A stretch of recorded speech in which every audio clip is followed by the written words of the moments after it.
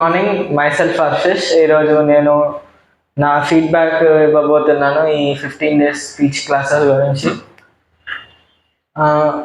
First 2 days అయితే నేను రాలేదు, నాకు అప్పుడు తెలియగానే మా డాడీ ఏంటంటే ఇష్టం స్పీచెస్ అంటే, అందుకనే పంపించేసిండు.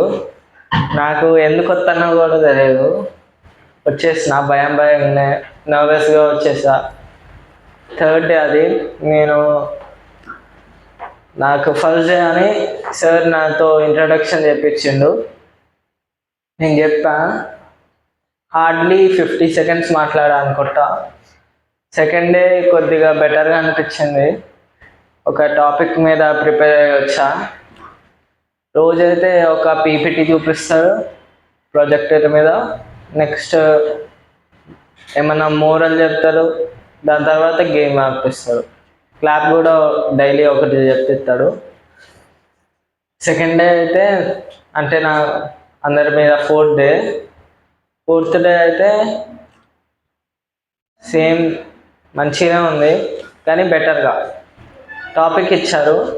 నేను అది ప్రిపేర్ అయ్యి వచ్చా కాబట్టి ఒక టైం ఇంక్రిమెంట్ అయింది. 1 minute అట్లా మాట్లాడా, ఈజీగా 1 minute మాట్లాడా.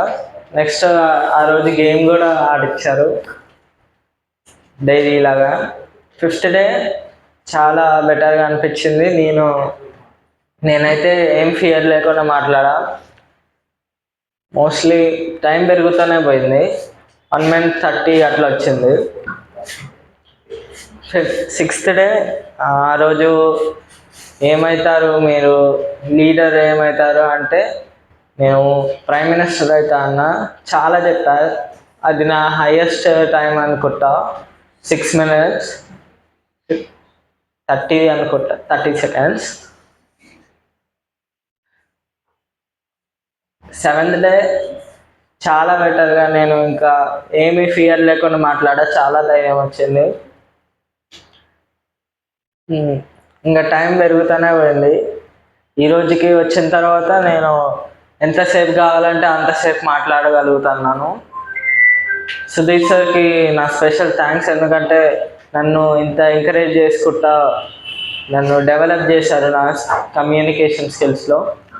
థ్యాంక్స్.